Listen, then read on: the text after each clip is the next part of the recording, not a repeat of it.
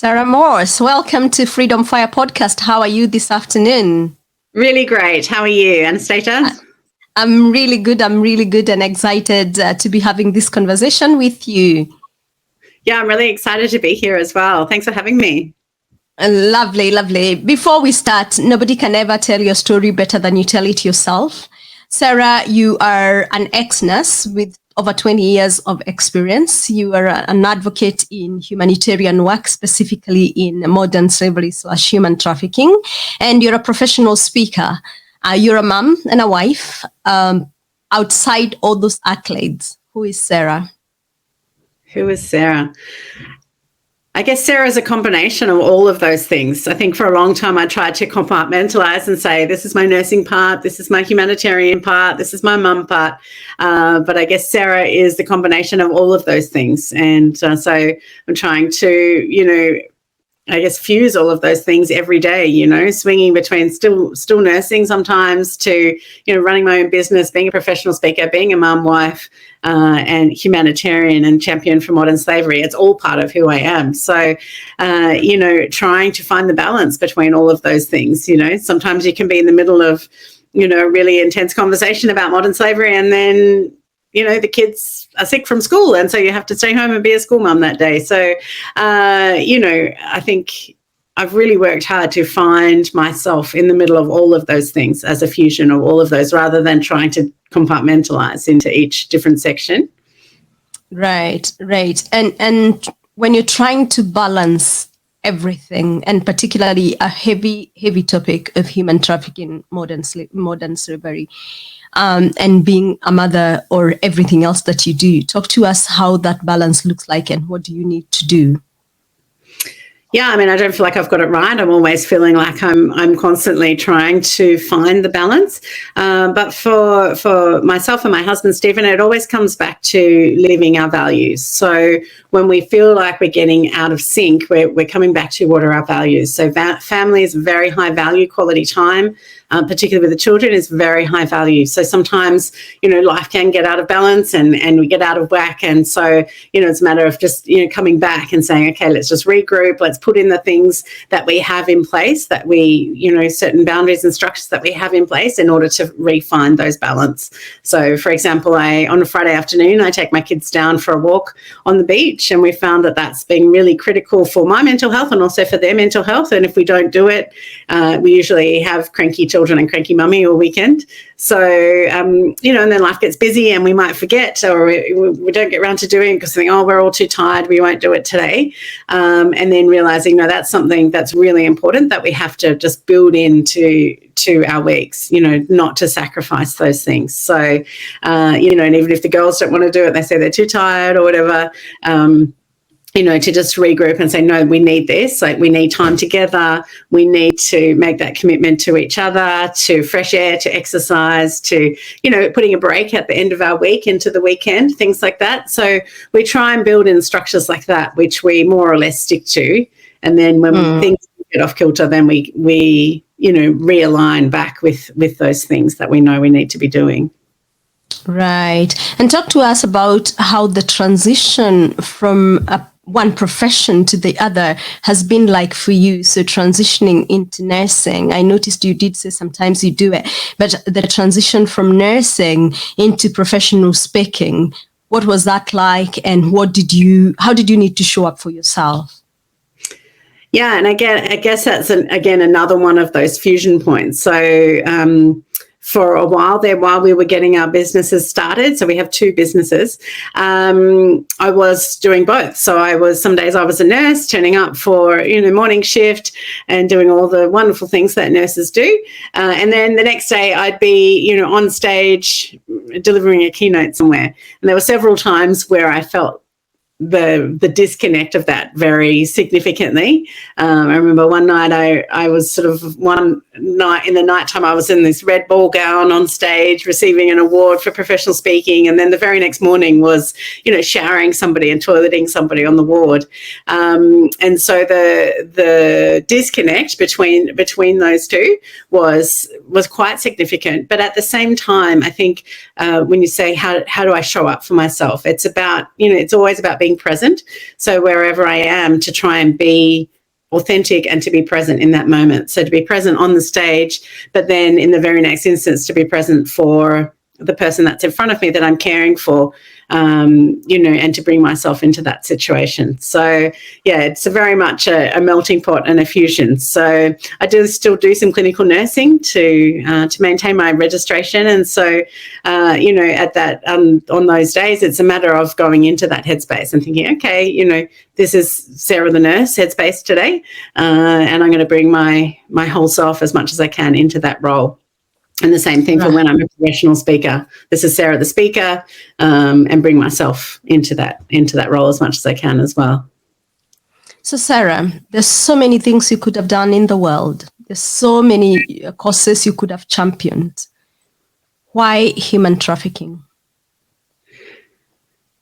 So I guess my story starts when I was a 17-year-old and I won a World Vision study tour for the first, won a World Vision study tour, and I encountered poverty for the first time.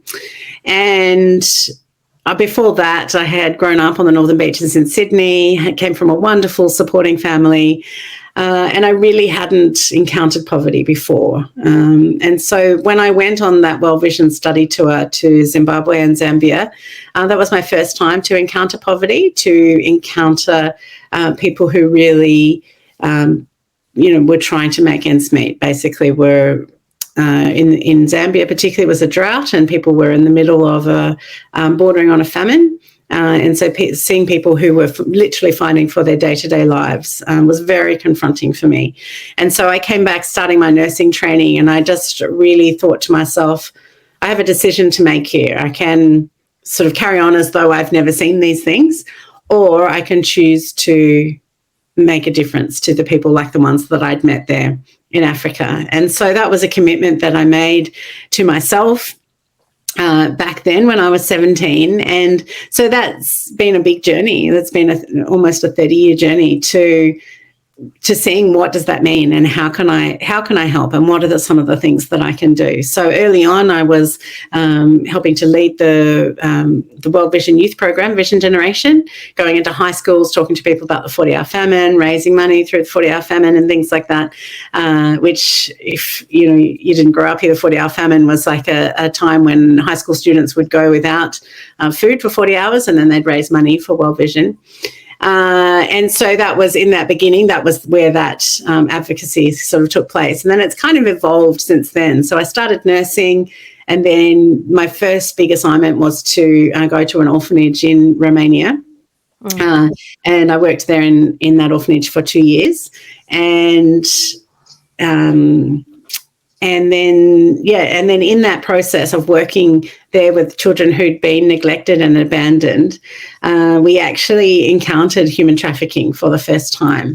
But I didn't know it at the time. I didn't know what human trafficking was. I didn't know that the town that we were working in Romania was actually a gateway for human trafficking from Eastern Europe to Western Europe. And I didn't understand that there was a high demand particularly for Romanian girls, that they were very, very vulnerable. And so we saw girls go missing from our orphanage. I remember one particular day we arrived and we worked in a section with disabled children, but there was another section with teenage girls where we were also working. And so the teenage girls came running over and they were like, oh, some men came in the night and took Tatiana. And they're all sort of talking at once. We were trying to work out what they were talking about. We went and asked the director, what happened? Where is Tatiana gone? And they said, she just had to be transferred to a different orphanage because she needed to be closer to her mother or something like that. And they tracked down her mother, and so she was going there. At that time, I was a young 20-something-year-old. I didn't really know. I didn't know to think anything different. We thought, oh, that's strange. Why would they move somebody in the middle of the night, So it wasn't really until I started to learn more about human trafficking that I realised that that's probably what had happened to Tatiana, that she was actually taken out of the orphanage and trafficked that night. So that was really my first encounter with human trafficking. But where I first began to understand more about it and put the language around it was a few years after that, when I led a team to work with refugees in Athens. And part of that team, we also worked on the streets with women who'd been trafficked in Athens. And that was my first encounter really with the concept of human trafficking and people being trafficked, particularly into the sex industry in Europe. And so spending time there with those women on the street, and then also going into some of the brothels there in Athens. And there was this one particular brothel where we were standing outside on the street waiting, and then our team leader went into the brothel, and she came out and she said, "Oh, there's a new girl in there, but she only speaks Romanian, so we can't communicate with her." And I was like, "Oh, I speak Romanian, I can come in." So we went into this brothel. There was a young girl there called Luminița, and she was new to the streets of Athens, had just newly arrived from Romania, and was able just to give her some basic health information, some contact details of our organisation if she needed any help. And that was really the first time then I realised that's probably what had happened to Tatiana as well. So that was really my first encounter with human trafficking. And then I did a whole lot of other short-term humanitarian work as well. And then when my husband and I first got married, we started to think and pray about what was our future and where were we going. And we very clearly felt a sense of call to Spain and to work with survivors of human trafficking in Spain. And so that's what we ended up doing. So it was sort of a very convoluted journey. I think human trafficking isn't something that people necessarily choose. It's almost like it chose me in a sense. And once I knew those things, then I can't look away. Right. So what is the difference between human trafficking and modern slavery, and where do they intersect? Yeah, great question. So sometimes those terms are used interchangeably, particularly in the States. Human trafficking is an umbrella term used for modern slavery, but here in Australia we refer to modern slavery as an umbrella term, which is encompassing lots of different types of slavery. So one of those types of slavery is human trafficking. So human trafficking involves the movement of people from one place to another, where people are exploited and used primarily for sex, but for other things as well, such as organs and arms trafficking and things like that. So human trafficking is a type of modern slavery where people are often enslaved, and it encompasses other types of modern slavery, like also people become in a situation of debt bondage where they might, for example, have been promised a job. A lot of the girls that I worked with in Spain had come from Africa and from Eastern Europe as well, where they had, encountered somebody who'd offered them a job in Europe, usually as a nanny or as a hotel cleaner or something that required a low level of education. And so they took that opportunity to take that job. And then when they arrived, they realised that wasn't the job that they actually had been sent to do. So they found themselves on the streets of Spain without their passports, without any rights, and also with their traffickers telling them that they owe them, for example, $20,000 for their visa and for their passport and for their tickets to get there into Spain. So a lot of people find themselves in a debt bondage situation, which is also another type of modern slavery.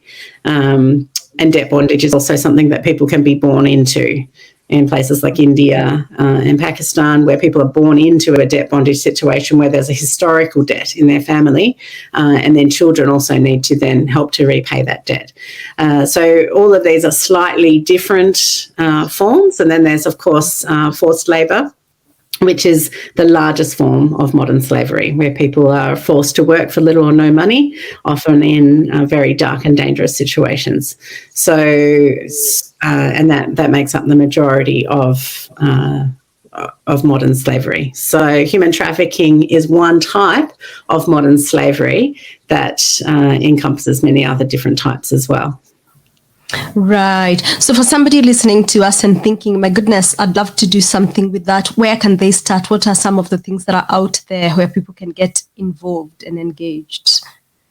Yeah, so I guess it really depends on where you are when you're listening. So here in Australia, we've got the Modern Slavery Act, which was a law that was passed in 2018, basically to get Australian companies to be more transparent about their supply chains and operations. So really looking at that issue of forced labour and looking at our supply chains and being responsible for the first time about the people who are in our supply chains. So for people listening in Australia, we have a really incredible opportunity right now to actually be making an impact on modern slavery by looking at our supply chains, both here in Australia and then the supply chains that extend to other countries, and working out the risk of modern slavery in our supply chains, and then doing the work of remediation to help eliminate slavery and also to help the people who are in situations of slavery in our supply chains. So that's one way that people can help. There's also, here in Australia, there's charities like the Red Cross and the Salvation Army who have programs for survivors as well. And so people can either volunteer or donate to those organisations to help survivors of modern slavery and human trafficking here in Australia. And then also, companies who work overseas, like International Justice Mission, the Freedom Business Alliance is one of our partners. So donating to them as well to help people actually come out of situations of slavery in those countries. Interesting. And when you talk about supply chain, it can get really political and really complex. I was just actually listening to a recent and I don't know whether I came through it on Business Review or somewhere, Apple in their supply chain that goes back to the Congo at the Copper Belt. And there is modern slavery there, but then they claim that they didn't know that. And it's just like, and I'm not going to get into that because, as I said, it gets political and it gets really quite complex. And the history of Africa and the Western world just becomes too complicated that way. So we will stick to what you do and what you champion about. But I just thought I would highlight that it's a complex, whatever, it's just not very simple. So let's come to, how did you come to speaking about culture of courage? Because that's normally what you talk about now when you're professionally speaking. Yeah, so, and again, I do a fusion of culture of courage and modern slavery. So sort of not, leaving that side out. But what happened was I started talking to companies about modern slavery 5 years ago. And 5 years ago was just when the law was just starting. So it was very, very new topic. It was something that people felt quite scared of and quite threatened by. And so I was looking for a way to really reach out to people in the corporate market and also the health market as well, to have a conversation, first of all, around what's happening at home, and then where I'm going next year is what's actually happening around the world as well. So sort of moving more back into that modern slavery conversation. So culture of courage is really looking at, these aspects of culture that I've been fascinated right back from when I went on my very first trip, which before Africa, I actually went to East Germany when I was 16. And my fascination with culture really started there. And then I went to Africa and experienced reverse culture shock for the first time when I came back to Australia and realised how much I had and how much I took for granted. And thinking about the people that I just met in Africa and the very little that they had, and sort of really experiencing reverse culture shock on, oh my goodness, how can I even, eat breakfast because the people I met didn't have any food, really trying to reconcile that in my mind. And so after 20 years of humanitarian work and cross-cultural experience, I have this quite unique global view of culture. I've been a guest in many cultures. I also used to be a cross-cultural trainer at one point in my life as well, when I was training up teams to go overseas. And so, but really, when we think about culture is the thing that is happening around us. And so that what I've learned through my cross-cultural work is very easily translated into workplace culture as well.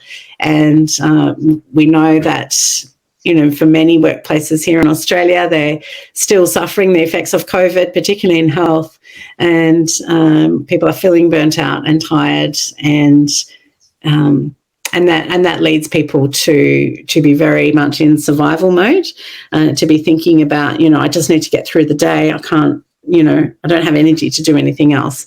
And what happens when we're in survival mode is we stop thinking about culture. We're just trying to get through the day. We're not being proactive about investing in culture. And so what I'm really trying to do is to help people move, first of all, into the revive zone. So first of all, survive, and then moving into the revive zone. So just looking up a little bit, just can we take a breath and look up a little bit and think about how can we start to see the people around us and start to connect again and to be investing in our culture. And if we're lucky, we might get into the pre-COVID place of where we were in our culture. But in order to get to the thrive zone, it's really about being intentional about culture. So not just allowing culture just to happen around us, but getting really intentional about the decisions that we make in terms of how we connect and how we invest in our team culture moving forward. Right. And what Sarah did there, she teaches on 3 zones, that is survive, revive, and thrive. And that's what she was talking about there. And culture of courage. I believe we give to the world what we need most. What did Sarah need about culture of courage? What did I need? Sorry. Yeah. So I said, I'll repeat that. I said, I believe we give to the world what we need most. So what did Sarah specifically need from culture of courage that it made sense to her to give it to the world? Oh, I see. Right. It has been a really big process for me. I sort of recently just got out my journal from 5 years ago when I first decided I was going to be a professional speaker, and looking at my journey and my life. So until that point, I think my life was very fragmented. It was very much like I worked in Romania, then I worked in Spain, and I had kids, and I couldn't really find the through line of my life. It just felt like this whole bunch of, it felt like a whole bunch of different ill-fitting pieces that didn't really fit together.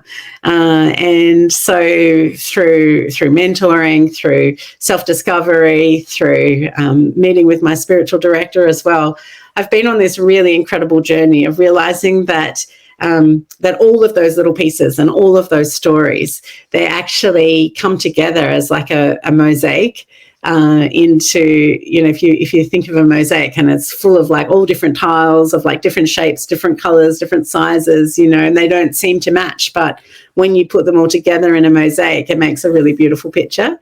And so that was the sort of picture that was given to me, was that these tiles, the different colored tiles, are actually being blended together to create something that's really beautiful. And so that's really what I've brought into Culture of Courage, is to try to find, where people do feel fragmented and where they do feel like they don't fit, and they do feel like, the different parts of their story that don't actually work together. And part of that is diversity, and the wonderful diversity of the human race, but oftentimes here in Australia, I feel like when we talk about diversity, we like to just pretend that everybody's the same. And, that's what I've learned, is that diversity is actually celebrating our differences and having those empathetic conversations with people and understanding where other people are coming from. And in that sense, our lives are expanded as we see the world through someone else's eyes. We expand their world, but they also expand ours as well. And so bringing that, I think, finding myself in all of that, finding all those fragmented pieces of my story and then bringing them together as a whole, has been a really significant journey for me. And, so now I look at my website or look at pictures of myself, I think, oh yeah, that's who I am. That's what I do. And it's easy to forget too, that journey, right? And I like look back on my journey from, 4 or 5 years ago, and my little girl was still a baby, and, I was asking myself questions, who am I? And who am I on the other side of motherhood? And, how do I find my voice again? And how do I speak up for the oppressed when I've got 2 little children at home that I need to look after? And my mind is about, play dates and mothers groups, like how do I actually then take a global platform and have a voice for this big issue? And so, I think particularly for women, I think sometimes we can get lost in just the process of life, and motherhood takes us a lot out of us. Like it takes, and especially for women who are on a professional trajectory, stopping to have a baby, while it's wonderful and glorious, it can also cause these big life questions of, okay, now where does this fit? And, maybe I don't want to be that corporate woman that I was before, or maybe I do. And how do I do that now that I'm a mum as well? And a whole part of my brain is occupied in parenthood, So, yeah, I think it's a very interesting question. So I think what I needed really was to find myself and to find my through line, to find my journey and my story in the conversation. How, and you have had experience with this, how can leaders really harness the power of courage to lead their teams and to actually have better workplace cultures? Yeah, great question. And now I'm working with companies and running workshops on this all the time. And I think I have an acronym for courage, and it's 7 things, which is not by no means an exhaustive list, but a way that we can actually start thinking really practically about culture. Because I think one of the things that leaders struggle with is like, okay, so maybe there's problems with our culture, but we don't even know where to start, And then the thought of getting a culture change specialist in, or something like that, it's just too hard, and it's out of budget, and people think, well, what can I do? I can't change anything, that's just how it is. And so really what I focus on is that culture change happens when we do small acts with intention over time. To get really intentional about doing small things in our workplaces. So the 7 things in my sort of acronym are, so it's courage. So it's C for connection, O for outward focus, U for unity, R for resilience, A for authenticity, G for gratitude, and E for empathy. And so when we work through those 7 different topics, I get people to really get focused on what's one thing that you can do in your workplace to get intentional about that one thing. So, for example, connection. So a lot of the problems that people are finding in their workplaces at the moment is through this lack of connection. And connection is something that is intrinsic to all of us. And, I saw it with the kids in Romania. I saw that they had been neglected and abandoned in these orphanages, and they hadn't thrived because they didn't have human connection. And we saw as soon as we started interacting and engaging with those children, they grew and developed exponentially beyond what anyone could have imagined. And so knowing that as human beings, connection is a vital part of who we are as human beings. And Brené Brown says connection is what gives us passion and purpose, and without it, people suffer. And so what's happened during COVID is there's been this big disconnection and a move to hybrid workplaces. And while in many cases hybrid work is empowering, it means that, we can work from home. We do have choice, and particularly for people who are parenting and doing the juggle. But what it also means is that we've been disconnected physically. And for companies that haven't been investing in their culture intentionally, it means that, for example, we'll just get on a Zoom call, we'll talk about the thing we need to talk about for half an hour, and we'll close down the computer and we get on with our day. There's that sense of disconnection, whereas when we're in the office together, there's the conversations that happen in the hallway. There's the shared experiences, the funny thing that happened, the bird flew around the office and we all laughed about it or something. There's a shared humanity there, which we're missing out on. And so one of the first things that I'm encouraging people to do is just to get connected and to get intentional about connection. So with our company that we run, Unchained Solutions, we're very intentional about creating culture and creating connection, even though we're 100% operating online. So it's really about finding those small acts that we can do on a regular basis, which are going to create change.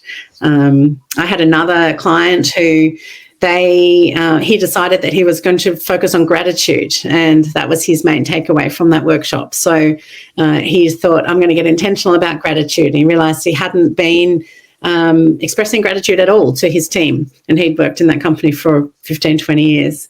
And so he just decided he's going to get intentional about gratitude. So he went away. He realised that his bar for gratitude was like at the end of the project, then I'll thank everybody, you know. But he started developing a daily practice of gratitude where he'd say to people, you know, thank you for that work. Thank you for handing that in on time. Thank you for bringing your whole self to work today. And in 3 months' time, the difference on his team was so astronomical that he was almost crying as he was telling us this story, that, you know, simply by saying thank you to people on a daily basis, it had increased his team's productivity, it had changed their the whole vibe of their work team. It had helped them to be more passionate. It helped them to know when they'd done well. A lot of people fed back to him that they never knew if they were doing good work or not. It also made them really more receptive to constructive feedback, he found. So when people were feeling appreciated, then it's much easier to say, you know, by the way, could we just do this a different way? And so simply by doing that one small act, it actually made such a massive difference on his team. So it's really what I'm trying to get people in leadership to understand, that culture change doesn't have to be an enormous thing that requires an enormous budget. It's about the small acts that we do intentionally over time. Yeah, I would agree solely on that. Just one thing. I have a great memory about Ritz and Carlton in London. And I remember just getting there. I had booked it. I'm getting there. And as I get to the doors of it, and the butler comes to get me, it's good morning, Anastasia, welcome. And I'm like, what is going on? And I got curious into, how did you actually know it was me? What's going on here? And this is what they do with each and every customer, because they take their time to research who's coming to the hotel, get to know you so that they welcome you that. And it's something simple. The leadership of the hotel have taken time. And now I'd feel odd to not stay there if I'm in London. Right. It just makes such a huge difference. Exactly. Yeah, because they've taken the time to build that connection. Yeah, exactly. Yeah. And they're very intentional. And I think connectedness, as you talked, in the world that we are in today, being faced in such a dilemma and in such a moment where we're in a conundrum of discussions of what is moral and what is not, and where should we stand in the world today? Is it war? Is it not? Are we supporting Israel? Are we supporting Palestine? It's quite an intense moment that we are living in. And I couldn't think of a better way than just ensuring that in our humanness, we can remain connected. Yeah, exactly. And that's what I'm saying to people all the time. You know, I have friends who are Jewish. I have friends who are Palestinians. I have friends who are Israeli. And so as we move forward, to remember that we are all connected, we are all humans. And, you know, I don't want to speak too much into that, but, you know, because of the connection that we have already, we can have open conversations, and I can seek to understand where they're coming from, because we already have that foundation of connection and relationship as well. So definitely, I think having open, empathetic conversations where we're really understanding each other, where we're coming from, and you know, that relates to everything in the workplace. You know, we are such a mixed melting pot here in Australia of so many different cultural backgrounds, so many different stories. And one of the things that we do here is we just pretend that doesn't exist, and that we're all just, you know, the same, and we all have the same rights and opportunities. But, you know, what I'm encouraging people to do in their workplace is just to ask people, well, what does that mean for you? It might be that they come from a different cultural background, and that means something completely different to them. Or it might be that their life experience is different. It doesn't have to be culture, but it might be their family experience, or, you know, the religion that shaped them, or the other experiences that they've had, that they're actually interpreting something for example, our core value is respect. Was one that came up the other day. And, that sounds like a really nice, great value to have. Let's all have respect, right? But for somebody who's coming from an Asian background, in many Asian cultures, respect is, you show respect by being silent when the leader is speaking, and never, never, never speak up in a board meeting because you don't want to, embarrass the leader in a board meeting. And that is a way of respect. Whereas, in a more Anglo-oriented culture, we would expect that in a board meeting that people would speak up and we would hear their opinions, and that is a sign of respect, to know how to express ideas in a respectful way. So even having, conversations, just baseline conversations with our team on, okay, these are our core values for our company. What does that mean to you? And how do you see that happening? And that's where we get that richness of community, that richness of connection, that we actually help each other to understand, there is a certain beauty about, that respect in Asian cultures that we have lost, I think, here in Australia. So how can we take all of those beautiful experiences and celebrate the wonder of humanity and actually come together in those places to have those rich and inviting conversations and to hear each other's stories as well, and what we're bringing to the table. Lovely. This would be a lovely point to stop, because I think it's quite powerful, that connectedness, and our listeners can just get a moment to really think about connectedness, the diversity in their workplaces, in your own life, how diverse is your people that you really relate with. But as we come to a conclusion, I want to ask this question. If today was your very last day, what message would you want the world to take away from all the teachings, all the lessons, wherever you've been in the journey you've been through? I feel like I've got a little bit of a head start on that question, because somebody asked me that question when I was 15, and that was 30 years ago, and that just really changed the trajectory of my life, because I couldn't answer that question then. I was only 15, but I just thought to myself, how do I want to live my life that I leave a legacy, and what is the thing that I want to leave behind? And so that's essentially what I've been trying to do for the last 30 years in different ways. So I think the message that I would leave would be to live each day as though it's your last, and whatever it is that you choose, just choose one thing. I would love to be able to make an impact on the environment, and on saving dolphins, and on homelessness, and but there's too many things. But if we all pick one thing that we're passionate about and make that our legacy, then together we can create a global impact. Thank you, Sarah. It's been amazing. Appreciate your time. Thank you. Thank you so much for having me. It's been a really insightful conversation. Before you go, if people are looking to connect, where do they find Sarah? On my website, so sarahmorse.com.au. Lovely. Thank you so much. It's been a pleasure. Thanks, Anastasia. Thanks for having me. I really appreciate it.